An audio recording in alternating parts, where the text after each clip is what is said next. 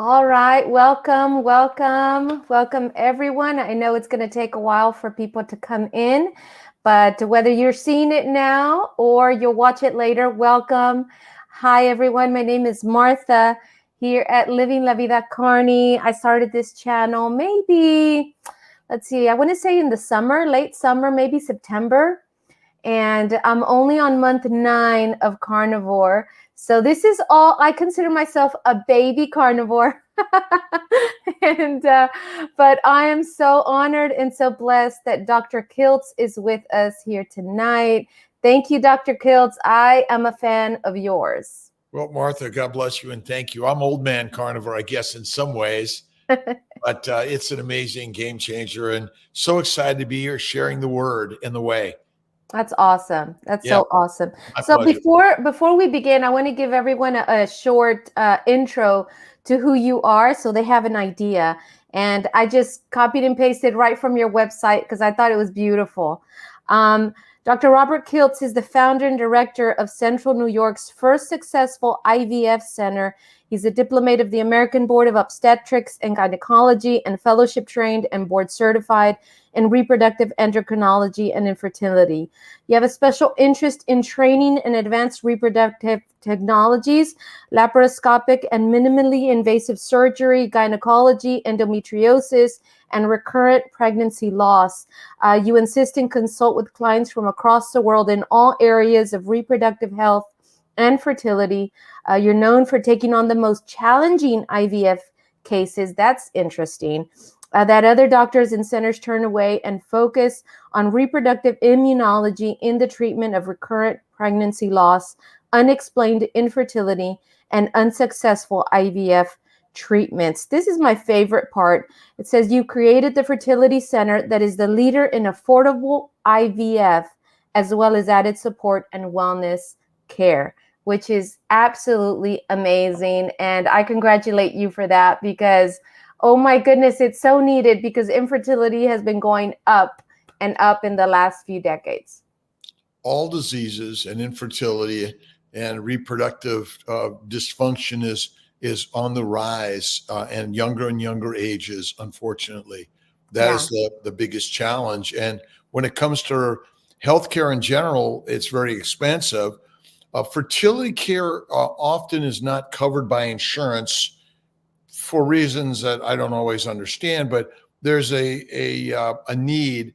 And we are I believe, the most affordable in America.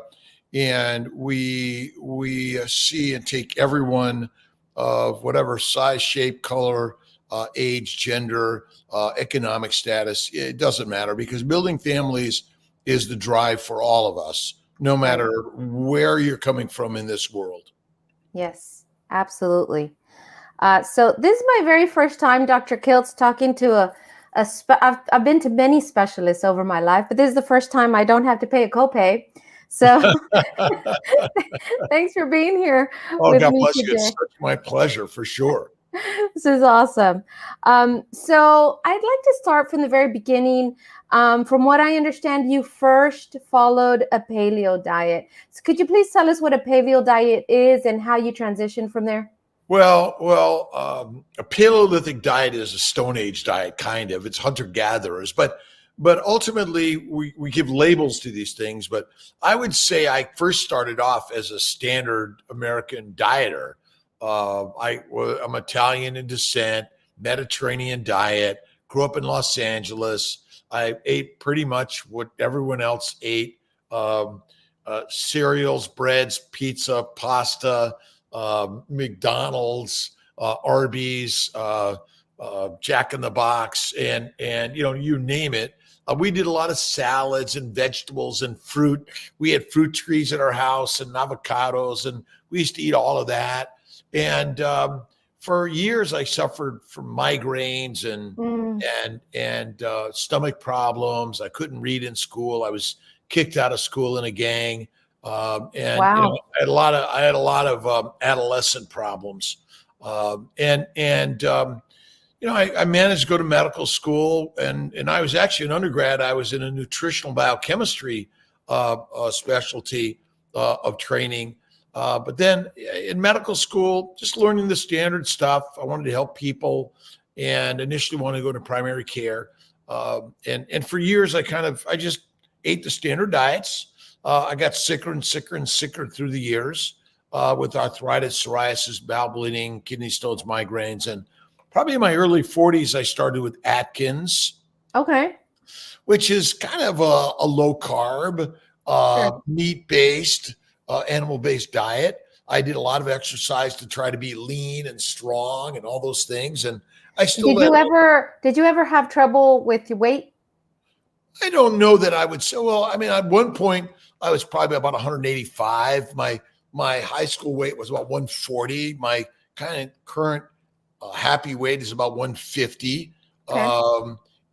But I did at one point, but it was mostly because I just ignored it and it wasn't, of any substance to me. And then it was like I started Atkins and exercise and going crazy. I did Weight Watchers actually also, and because we're all a little eccentric and egotistical, and we all want to sort of look a certain way, or we try, Yes. whatever it is.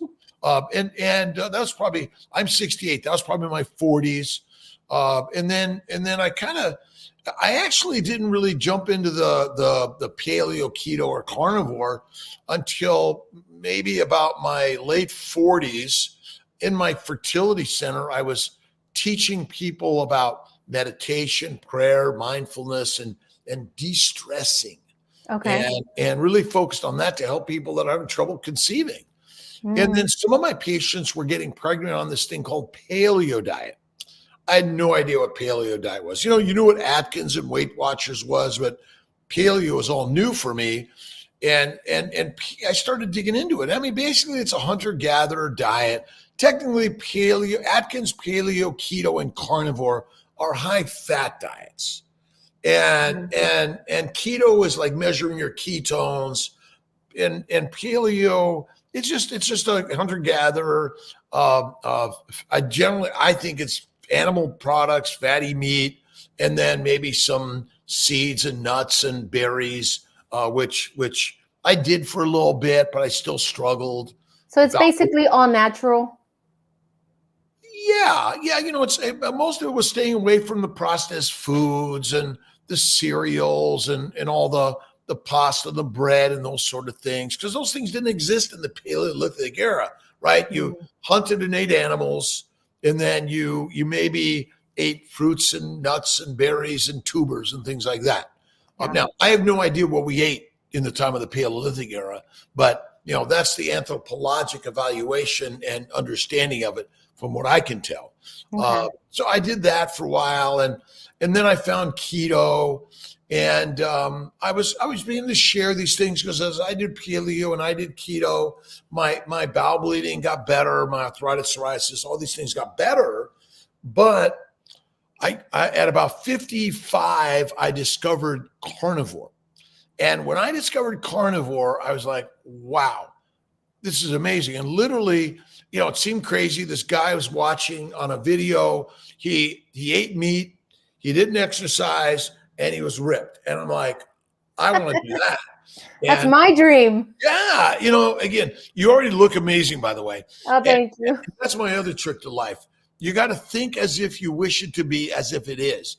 Yeah. Because, you're the very best thing ever created in the universe. That's All right. of us need to think that. All of Yes. us. That's the craziness.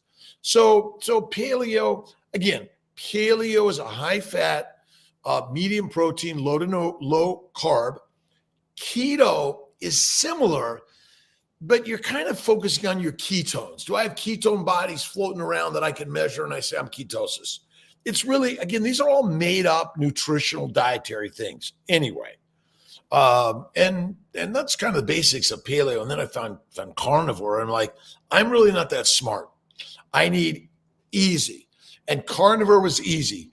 It was steak, salt, and water, and that's all it was. And that's why I'm doing it, because it's easy.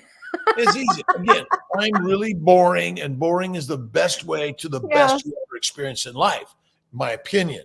And again, it's radical. The science is confusing. I'm still confused on most of the science, but look at for infinite years, and the majority of life forms are not looking for what diet do I eat, what are the macros I need, and what minerals and vitamins, and did you get your nutrient today? No one. Yeah. Yeah. It's just what I've found so far, I'm on month 9, and what I've found so far, it's the easiest way to eat, especially for me. I'm a carb addict, I'm a sugar addict. I can't moderate, so I have to stop cold turkey and stop all the bad stuff that gets me easily back into the carbs and easily back into the sugars. So for me, that's the biggest thing, is cutting out all the cravings. So that's been huge for me. But it's also just so easy. Like, you don't have to think about it. You don't have to really plan ahead. You know you're going to eat meat. It's like, what do I defrost? And a lot of the meats you can actually put in the air fryer, even though they're frozen, and they'll be cooked so fast. And that's the beauty of this. We're looking to understand the science. I'm a scientist. I'm always looking to understand the why part of it. Mm-hmm. And the truth is that we likely ate some plants throughout our evolution, and we ate mostly meat. We likely ate mostly raw meat, the organ meats, and we figured out how to get into the skull and into the bone marrow. That was probably one of the most important things that helped human beings become humans. And there weren't many of us around for a long time, and there's plenty of things to hunt. And I always say we came out of the trees to eat the grass, eaters, not the grass. And we really are good at making tools, weapons, and hunting in a pack, like wolves and lions and other animals that are carnivores. And so you're right. It's very easy. Eat meat, stay away from plants. You'll be pretty good. And I'm a minimizer. I'm really good at keeping it small from time to time. And sometimes I eliminate. I think it's good. And, we've been brainwashed. That's the trouble. But because plants and plant products are highly addictive, you have to clear your pantry, your refrigerator, your freezer of all of the yik yak that you and I do not want to be putting in our beautiful bodies. Because essentially we're all addicts, and we're living in the bar or in the drug den, which is being forced upon us through all of the marketing that we get through these devices. You can never get away from it. So you have to really be strong.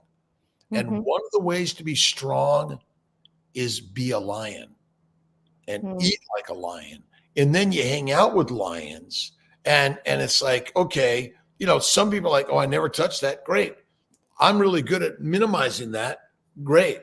But, even if you're a vegan, vegetarian, Mediterranean, but wherever you're at in this journey, we are lions. Yeah. We were born lions, and we were robbed. We were kidnapped, and we were placed into the pig pen. And now we eat like pigs. And so you are what you eat. It's true. That's true. That's it, right? It's true. We eat terrible, the most awful. Here in Texas, we have those wild pigs. What are they called? Boars, and we have wild pigs that are running everywhere, and it's a nuisance out in the countryside. And I mean, they tear up everything. They eat everything and anything, and I feel like that's the kind of diet we're all eating, where it's just eating the crappiest, most bio-invented in a lab somewhere junk. And it's wild that we've allowed that to happen in the last few decades. Well, but food used to be hard to get, and it was very expensive. I mean, you had to labor or hunt. And so the masses were suffering. There was a lot of famine around the world. So I think our drive for industrial food production was in order to help people around the globe. We just didn't understand the harm that food would do, unfortunately. That's the problem. So I don't blame anyone for the predicament we're in.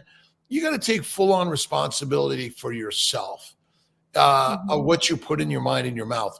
Personally, that's my sort of philosophy, that ultimately we're eating a diet that I think the intent was to help people. Now, is it possible that some people just wanted to make a lot of money and really weren't caring about the masses?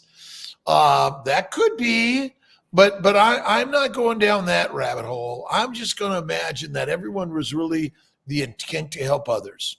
Yeah.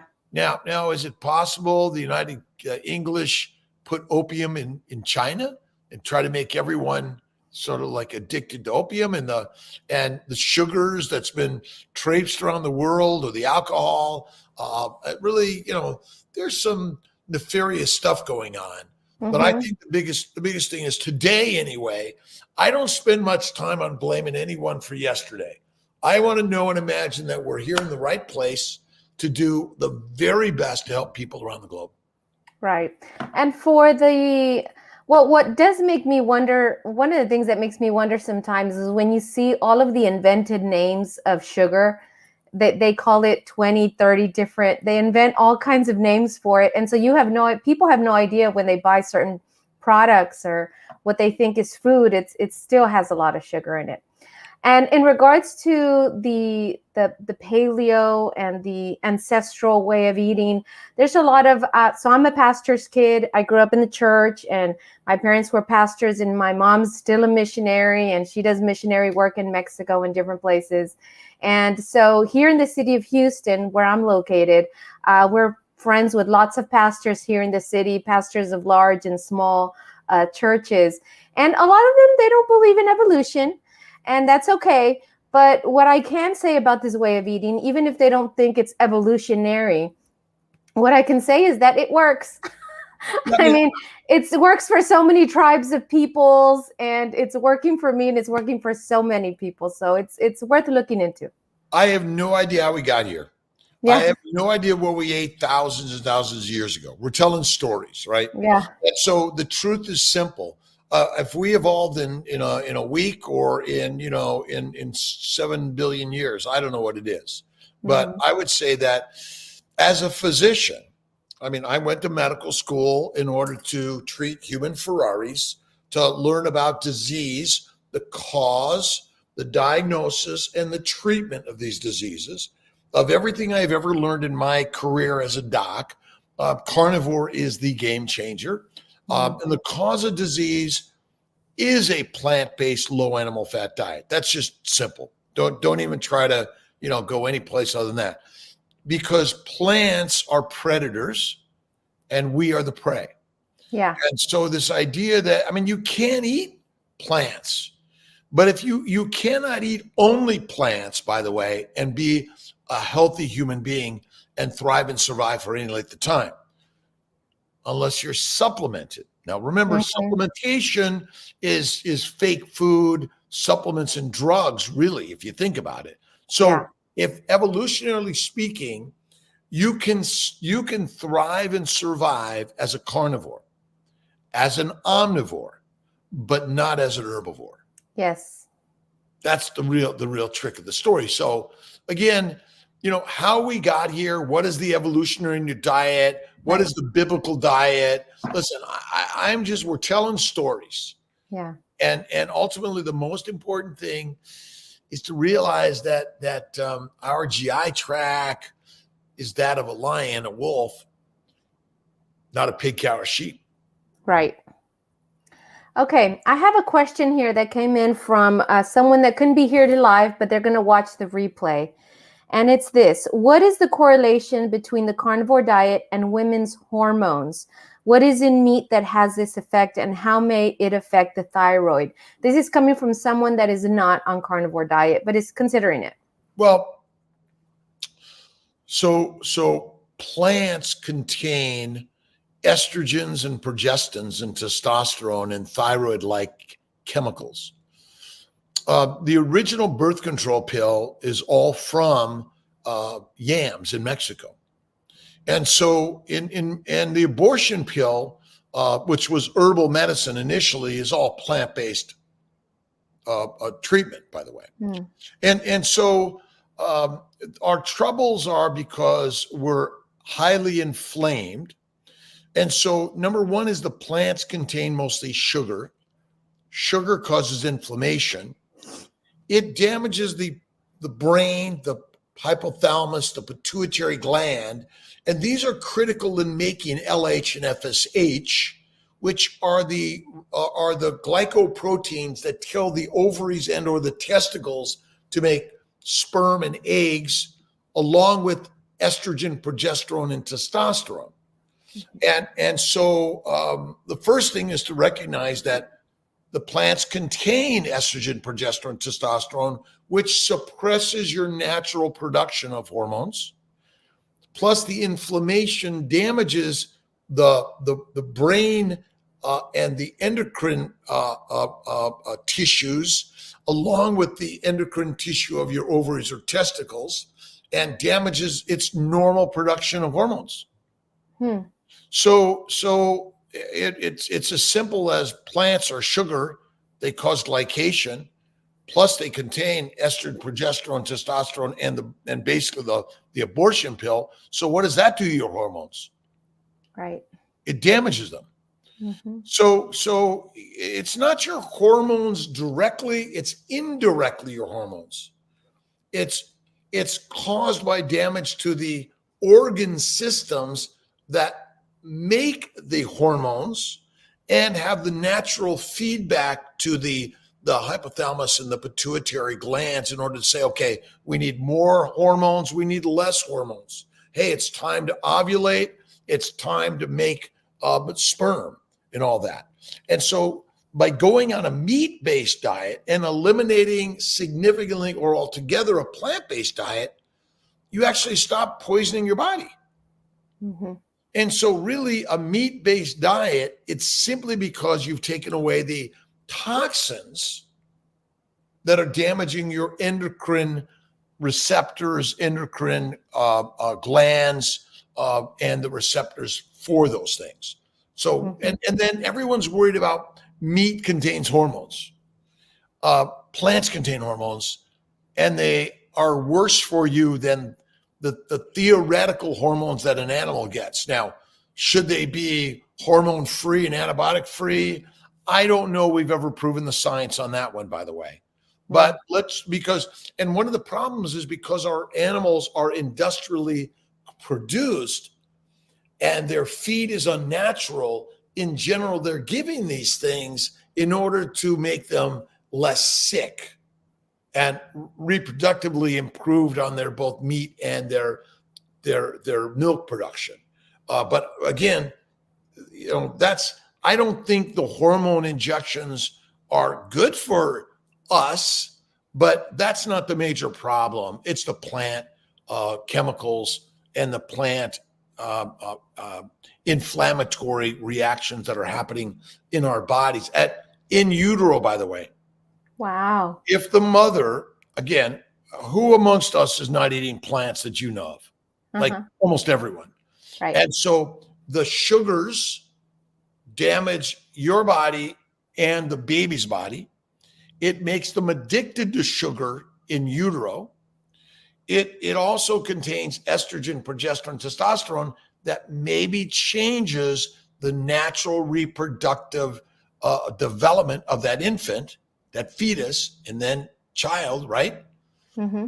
And then it has these other antigens, lectins, oxalates, phytates, which also have inflammatory reactions inside yourself, the mom, and inside the fetus developing in utero. Wow. Let me throw some stats to you that I just thought were interesting, and I would like to hear your thoughts on that. So according to the World Health Organization, around 17.5% of the adult population, roughly 1 in 6 worldwide, experience infertility. In America, the nation's fertility rate has generally declined since 1957, when there were 122.9 births per 1,000 women ages 15 to 44. Preliminary 2022 data shows the fertility rate was less than half of that at 56.1, according to the Centers for Disease Control. And according to the National Institute of Child Health and Human Development, has linked lifestyle factors such as obesity, strenuous physical labor, excessive exercise, substance abuse, heavy drinking, high blood pressure, and others to increasing rates of infertility. Research also shows that exposure to pollution in the environment can affect male and female fertility. I have family and friends that have struggled with infertility and with the ability to conceive. What in your clinics, what have you seen to be the leading cause in regards to infertility?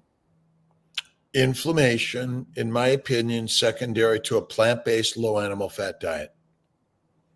So it matters a lot that it's low fat also, people that are in a low fat diet. Well, low fat diets are deadly. Wow. Because if you don't know anything about protein poisoning, just look it up. Protein poisoning is real. Plant poisoning is real. There's no such thing as fat poisoning. People have never died from fat poisoning eating fat. They are dying from eating plants and protein. And it's really as simple as that. We're from birth, again, back to in utero, but from birth, so many of us are fed a formula-based, non-mammary gland produced milk. We're not bonding with our mothers. And still today, I think the soy produced formula is on the rise. And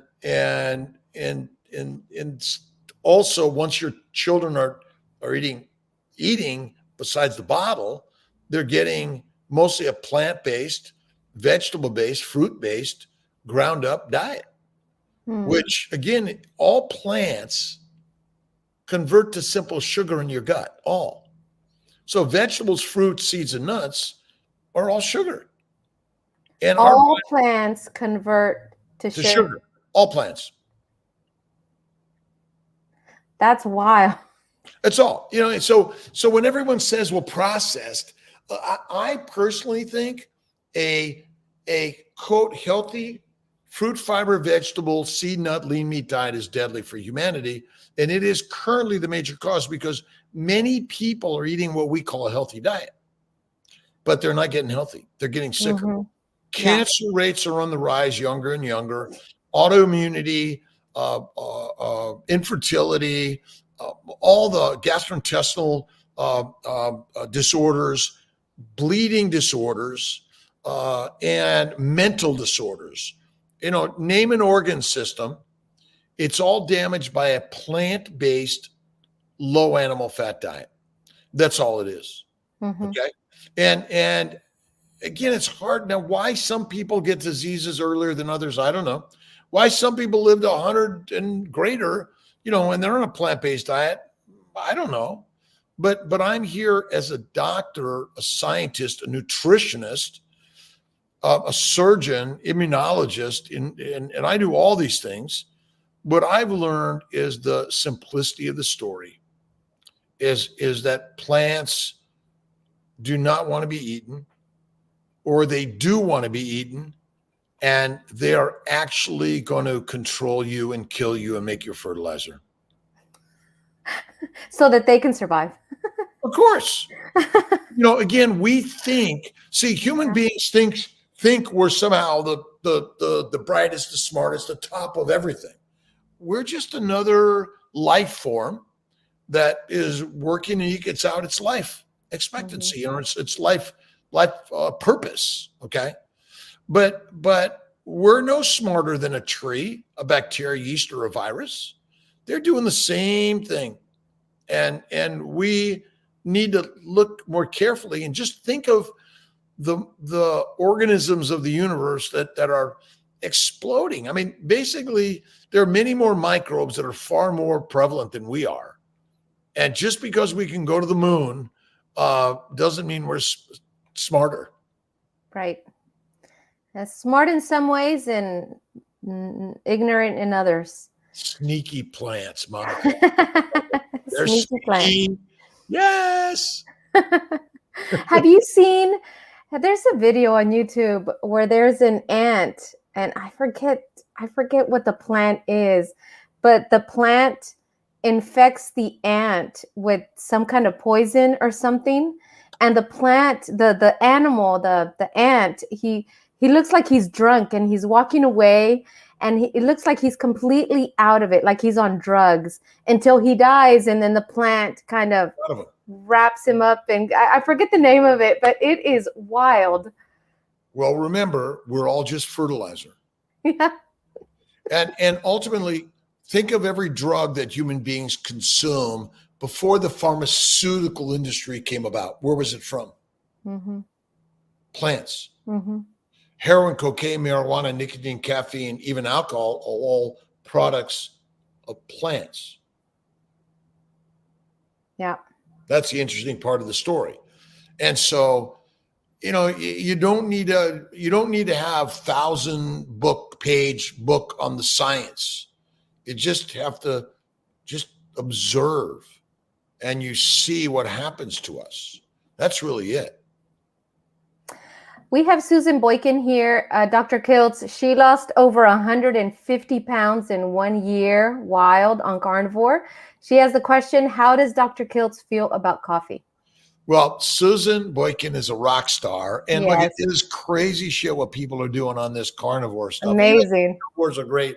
And there's another comment about fasting. Perfect, beautiful, love fasting. Fasting is what we did for infinite years because you couldn't find food very easily. But I love coffee. I'm a coffee fanatic. I was off coffee for a year last year.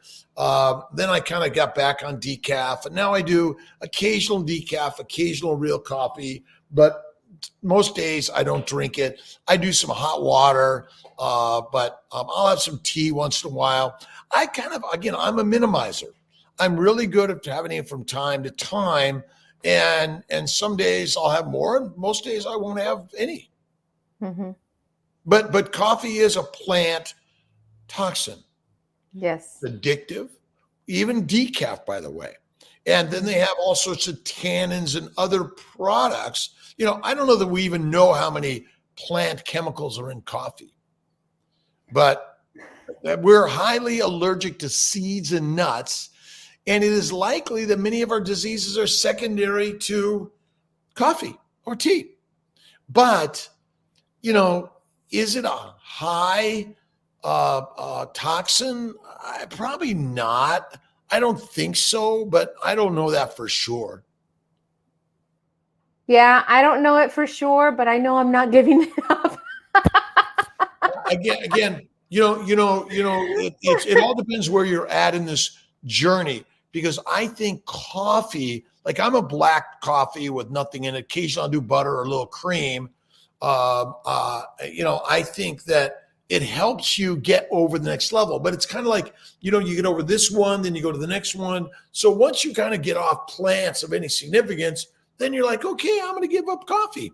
And by the way, there's mold in coffee and teas. I think there's more mold in tea leaves because the difference between tea and coffee beans are roasted. So you kill a lot of the mold. But you see, the interesting part about mold and yeast, they survive a lot of this shit you think should kill them. Oh my God, yes. Yeah. There could be a bomb dropped off and mold would survive. Right. Oh, mold and bacteria, yeast, and viruses all survive amazing things. But again, I think in general that the benefits in the moment may outweigh the harm. But to think that it's like, oh, this is great for us. But now my grandmother lived 104. She smoked Pall Malls and drank Manhattans and loved coffee. So again, and if you really look at people who live a long time, I mean, I will occasionally have a glass of wine or occasionally have a martini. I rarely will smoke a cigar with my buddies. And I'll do some coffee from time to time. But because I don't think those are the things that are likely getting us, it's the thing that causes the anaphylactic reaction, or it causes an infection. Those are the things that are gonna, in the those things that probably are low toxic, which might take down some people. But I haven't really heard of anaphylactic reaction from teas or coffees, but certainly my bet is it can damage the glycocalyx, which is the sugar layer that protects your gut. Okay, gotcha. Here we've got Fiker. Doctor, do you support intermittent diet lifestyle as a lifestyle, not just dieting occasionally or fasting occasionally? Well, intermittent, I call it intermittent feasting because not eating is fasting. And then you eat from time to time. I generally eat one time a day at night. I'll do a 2 to 3 day fast a couple times a month. And I do a 5 to 7 day fast twice a year. I think fasting is one of the best things you ever do. And technically, you're not fasting unless you do at least 3 days of no food. Okay. Because your gut, if your gut has food in it, it's sending sugars and amino acids to the liver, and that's where the damage comes from. And so as long as you're eating a complex 3 meals a day, and even 3 meals of even a carnivore diet puts a lot of protein. Protein converts to sugar, which glycates in the liver. If it glycates in the liver function drops, more amino acids are spilled into the circulation, which then cause glycation systemically. So I think fasting is like one of the best things you can do. Why do we eat so many meals a day when you're trying to lose weight? Eat 1 meal a day or less and you'll feel better than ever. Yeah. People there's a lot of people go back and forth on that, but I love fasting. I don't do it normally, but I when I fast, it's more for spiritual reasons. But when I do, I feel great. Well, my spiritual friends that fast throughout the day, they eat at night. Mm-hmm. Fasting really is days of not eating, in my opinion. Okay. And historically, see, we're built to fast. Why do we get fat? What's the reason we get fat? Insulin up? No? Nope. So insulin's job is to make fat. Write that down. Insulin's job is to make fat. And the only place it makes fat is in the liver, out of sugars and out of amino acids. And so wait, what was that? My brain lost a little bit. Oh, fat. So we get fat to fast because fat is the only fuel, not glucose. So the food you eat, and let's just assume it's lean meat and plants, which breaks down to what? Amino acids and sugars. They must be converted to fat in the liver via insulin to become the energy of your body. So imagine if there was a war. How often do you think we experienced war throughout the infinite years of human evolution? A lot. All the time. So was it easy to get food during war? No. Nope. So you better have fat on your body. Yeah. Fat is survival. Fat is reproduction. You get fat to fast and reproduce. You're pregnant, hyperemesis, you can't eat, but you got fat. The building blocks of your baby is actually the fat tissue, not the food you eat right now. And also our brains, right? What's that? Also our brains. Our brains only use fat for energy. But the fat, see, we have maligned fat, adipose tissue. Actually, we should be honoring it. We should be hailing fat and obesity.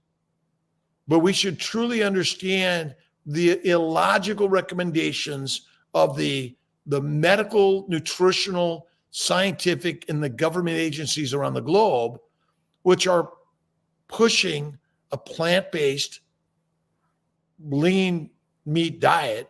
Certainly no red meat. They recommend chicken and fish, We're decimating the fish stocks of the world. Fish are highly contaminated with poisons because we piss and poop in them, and we dump our industrial toxins all day long in the water of the world, and the fish absorb it. And so ultimately, fat is critical, but who do you know that really eats fat? Yeah. Almost Me. nobody. And Susan. Yeah. But again, it's sort of like, people often, you'll look at the plate, someone who got a real good steak and the fat is sitting in the corner, they didn't eat it. Yeah. So they've actually missed the most important part of the meal that they should be eating. My mom still gets scared when she sees me eating the fat. She's like, I saved it for you. I hope this works for you. Well, people understand. So we actually infuse fat intravenously in order to reduce intravascular and systemic inflammation to help people get pregnant. Which is kind of crazy, right? Right. His name is Feker, actually. He says, do you suggest 3 days fasting even if I have high blood pressure condition? But fasting helped me to lower my blood pressure and had surgery. So I check my blood pressure. You can't see it because I've been labeled as high blood pressure when I go to the doctor. I leave the office, I go home, I take my blood pressure, it's fine. It's close enough. But fasting is for every human being. Even children could fast. Again, if you went hunting for 3 days, 5 days, what are you doing? Carrying a sack of lunch? You're not. But I think it tremendously helps because fasting reduces inflammation and it helps. Remember, high blood pressure is an inflammatory condition. That's all it is. I was diagnosed with speaking of autoimmune disorders and things like that, I was diagnosed with a rare blood disorder called APS, antiphospholipid antibody syndrome, in 2005. And normally they can tell you what triggered it, whether it's family history or birth control pill or something like that. With me, they have no idea because I was when I had the blood clot in my leg, I was running on a treadmill. I wasn't leading a sedentary lifestyle at all. I was very young, 25. So they have, to this day, they have no idea what triggered that. And the only thing I can think of is there had to be some kind of inflammation in my body or something because there's no family history on either side of the family. It's bizarre. Okay, you're a human being? Yeah. Okay, what diseases affect human beings? They all do. All of them. Are you genetically predispositioned to the genetically predisposed diseases? Yes, you are. Yes. Hypertension, diabetes, cancer, stroke, blood clots, name it, go down the list. They're all human diseases. Okay. And what's the cause of human diseases? It's simple. It's plant-based, low animal fat diet. They all cause inflammation. Yeah. Inflammation causes blood clot, strokes, cancer, arthritis, psoriasis, migraines, diabetes, everything. So the doctors don't know because they aren't thinking. So, it's not your diet. You're healthy. You eat a healthy diet or whatever, right? So do plants contain chemicals that clot your blood? Yes. The answer is yes, they do. Okay. Do they contain chemicals that cause cancer? Yes, they do. How about that cause infertility? Yes, they do. All right. So, if you go down to an ancient book on herbal medicine, they're either finding a drug, a plant-based something to heal you or hurt you. Okay. And so the cause of your blood clot was simple: inflammation from a plant-based low animal fat diet. Now, if you eat only animal fatty meats, will you never get these diseases? Who knows? Probably you'll get them anyway, but probably less frequently. Right. Now, again, when you eat an animal, might there be other antigens in there? Sure. But in general, my bet is that beef is actually the cleanest and healthiest thing you could eat, well over fish. Fish is highly contaminated. Yeah, because before you never heard of any of these weird diseases that happen as often as they do. And like these new fangled new diseases that pop up every day. It's bizarre. Well, they're actually, I mean, there's nothing new happening in the world. We're just reporting it as like, oh, this is new and weird. It's new to us, right? It's because you're reading it on the the local device today. But Yeah. this stuff is all that ever has mattered. And a comment I see, Susan Boykin, fat is life. What is a cell wall made of? Fat. Fat. So if you pour sugar or amino acids in a bowl of water, do you know what happens to them? No. They dissolve.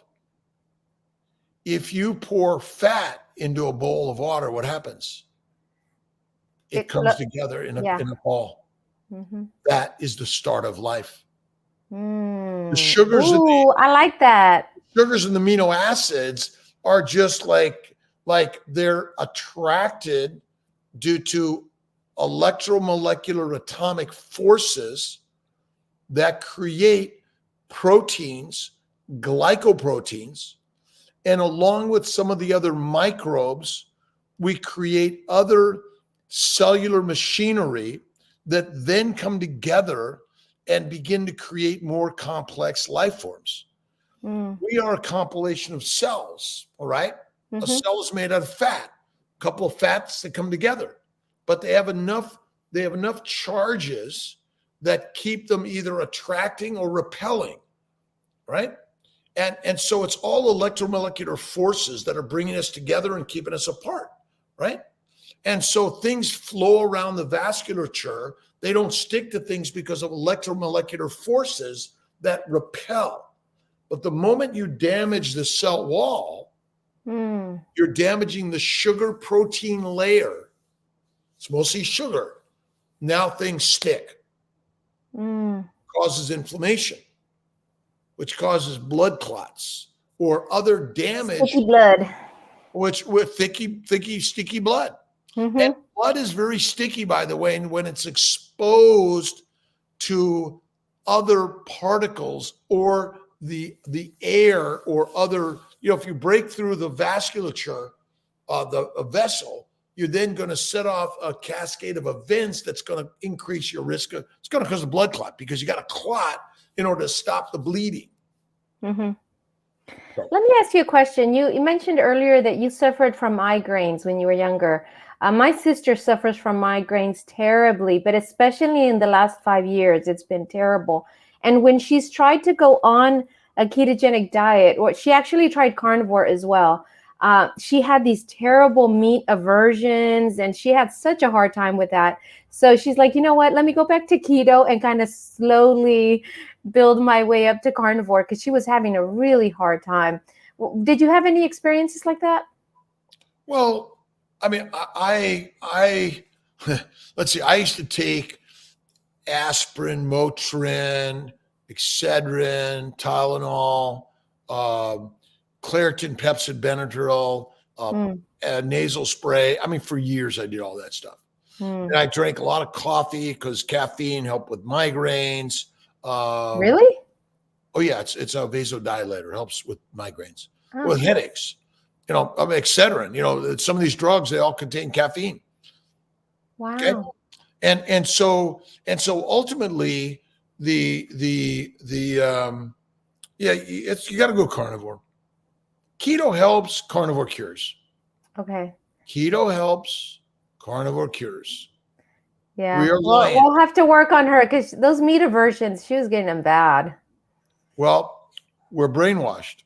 Yeah. A lion that doesn't eat meat becomes meat. It becomes prey. Food aversion is actually a brainwashing condition. We're simply brainwashed. That's all it is. So you are born a lion, you will die a lion. But whether or not you're fed like a lion or a pig is a different scenario. Dogs and cats were once wolves and lions. They are fed a plant-based diet and they get domesticated, enslaved, imprisoned, soldiers. That's all it is. Peasants, prisoners, slaves, and soldiers, dogs and cats, domesticated animals. What do they eat? Plants. Mm-hmm. Yeah. So I think all you need to do is help your sister realize that, you can continue to be a pig, cow, and a sheep, but you're a lioness. If you want to get rid of your problems, eat the meat. Meat is the absolute healthiest thing you can eat.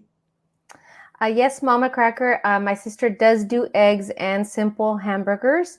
I think she just wanted to start it easy because when she did carnivore, one, she's used to eating in small bites, very small meals, number one. And number two, she even if she would vary up the meats, she would have trouble just bringing it down. She had terrible meat aversion. Like, have you heard of women that are pregnant at the beginning of their pregnancy? They tend to go through these meat aversions if they're on carnivore diet.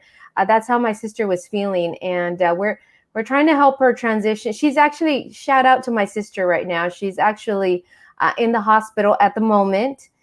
She was hospitalized a few days ago with pneumonia in both lungs, and she's getting treated for that. We hope that she'll be released tomorrow. Hopefully, we're praying. She will be healthy, but take a picture of the food they're feeding her or the IV solutions going in. They're sugar laden. Yes. So we doctors, hospitals, and ultimately her pneumonia was secondary to inflammation, systemic inflammation, secondary to plant-based low animal fat diet. Unfortunately, if you look at, have you ever heard of James Henry Salisbury? Only the name. I haven't looked into his stuff. Salisbury steak. Oh yeah. Who was he? He was a doctor. 1850s. His men were dying of dysentery and pneumonia in the Civil War, and he fed them minced meat. They all healed. Wow. He looked into the microscope and saw that basically the microbes were flourishing. And so that's kind of part of the problem. But you're right. Look, it is not easy. Those things in life that are the most valuable are hard. And the mindset is number one. Every time I say I can't do this, this is hard, I manifest the way. I always say, look at the words of Jesus Christ. As you wish it to be, it shall be. That's all you need to do in life. Visualize as if, and have faith. Mm-hmm.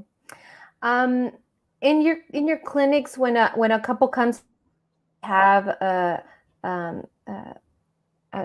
having trouble conceiving, and if you share with them about the ketogenic or the carnivore way of eating, and they respond to it positively and they decide to do it, what kind of results or have you seen, and what stories can you share with us today about success? Just go on our blogs, our Instagram, or CMY Fertility, or Dr. Kiltz, and our family building guide on Amazon. I mean, there's so many people that are sharing these stories about every disease just vanishing, and their fertility shows up.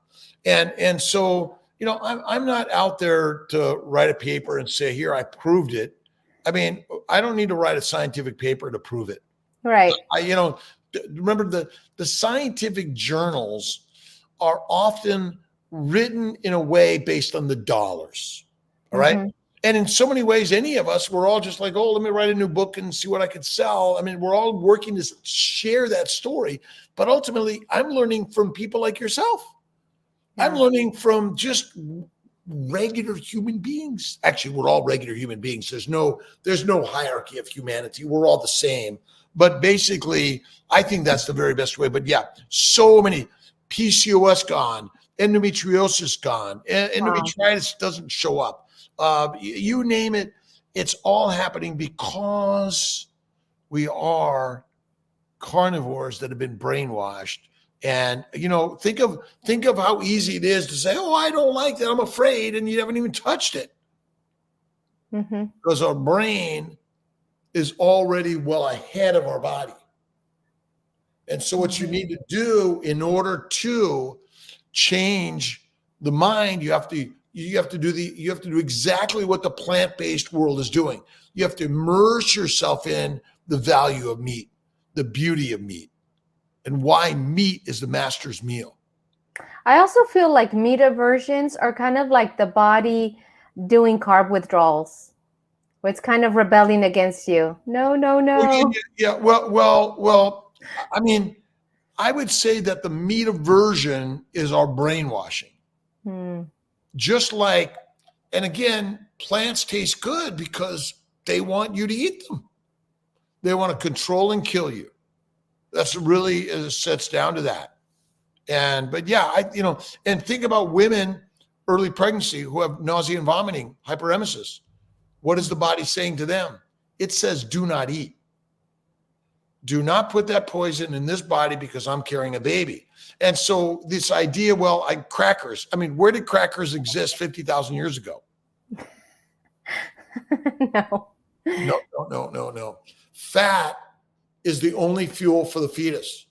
Yeah. Remember, whatever you eat must be converted to fat unless you eat fat, which goes to the lymphatics and it's distributed everywhere. But when you eat anything that's not fat, amino acids and sugars, they go to the liver, and via insulin, they're converted to fat in order to fuel you and the baby. Wow. Got a question from Thelma. I've been on carnivore for 2 weeks, and I sometimes feel I could vomit just eating meat, but I'm going to keep going. I'm hoping for help with brain fog and tinnitus. Yeah. So tinnitus, it's ear pain but look, it's patience in the process. I am a lion. Find a mix of meat, beef or lamb or goat or elk or turkey if you want, but add fat. You got to add fat. That's critical, and eat less frequently. I think frequent meals. And again, no one's eating just fat. They're eating protein and fat. Protein goes to the liver. It's converted to fat. Fat goes to lymphatics, distributed everywhere because your body wants what? Fat. It only wants fat, and the minerals and vitamins come with it, essentially. Dr. Kiltz, how have other doctors or colleagues of yours reacted or responded to the carnivore diet? They think it's the most amazing diet they've ever seen or heard of, and they want to share it with all of their patients, their family members in the community in the world. So I'm really excited here they're coming out of the woodwork telling us that carnivore is the nutrition for all humans, young and old, intrauterine and not. That is the very best way in the universe. Wow. Okay. Look. We're all highly lied to in the propaganda of the world, right? And so we've got to be the game changer. And if someone's telling you not to do it, that's my signal to do it. If they don't go there, I'm doing it. I'm going there. I already know it. To me, that is one of the most important things of the universe that I've ever learned in my life. What is your version of carnivore diet look like these days, Dr. Kiltz? Bacon, eggs, butter, beef, and salt. I stay away from fruit, fiber, vegetables, seeds, or nuts of any significance or frequency in my diet. But it's typically, I love Snake River Farms, ribeye steaks. I usually dry age them extra. I like them as rare as possible. Often I'll just cut them up into small pieces and have them raw. Oh, the best. I throw in some butter here and there. Occasionally I'll have a little cup of coffee with a little butter in it or cream, but most of the time it's just my steak. Yeah. I need to learn how to eat rare steak because I'm of Mexican descent and everybody cooks well. Well done, everyone. I've worked my way to medium well, and that's about it. Well, I'm Italian. My daughter's half Mexican, and I can tell you that we are all learning a new way of living. Yes. And Pottinger's Cats is a great book about cats that are fed cooked meat, raw meat, pasteurized milk, or unpasteurized milk, raw milk. And basically the healthier cats ate raw milk, raw meat, and it followed, the damage followed the generations of the cats. So I think it's one of the most amazing things. But I'm practicing being a true human, which basically came out of the trees to eat the grass eaters, not the grass. We are hunters, not grass eaters. I'm sorry. Yep. We're I want to be so respectful of your time, Dr. Kiltz, because I know we're up on an hour. Grateful that you spent this time with us. Hashtag butter makes babies, right? Butter makes babies every single day. And, again, it's rock star material. It is so crazy in this world what people are sharing. And I think the beauty of medicine and science is you don't have to go to medical school or college to learn this and share it with the world. You're in charge of your own health and wellness. I'm sorry, the experts and those people that sort of put on the gowns or whatever it is to say, I'm the expert. I'm like, really? I don't know. I appreciate you, Martha. God bless you for sharing this. Thank you. And again, we're teaching the lions to come back to the lair. Yes. Yes, absolutely. One episode, one day at a time. And I just want to, if anybody out there, you have any Spanish friends, Spanish speaking friends, on Monday on my channel, I'm releasing the very first all Spanish interview with a doctor from Mexico who has been on carnivore diet for over a year. So please help me spread the word. There's not much at all in Spanish on YouTube or on social media. So if you could help me do that, I'd really appreciate it. Thank you, Dr. Kiltz. I appreciate you so much. And I would be glad to be part of that, by the way. Yes, I would love it. We need to bring and listen to all languages around the globe. So that's one of the most important things. Come to my lives at 5 a.m. Monday through Friday, at 5 a.m. Eastern time. Lots of great people coming in. We're all sharing the word together. Faith first, eat the fertile fatty foods. That'll bring the very best fertile fitness. Thank you. Amen. Awesome. Thank you, everybody. Thank you, Dr. Kiltz. Have a wonderful night. Everyone. Thanks.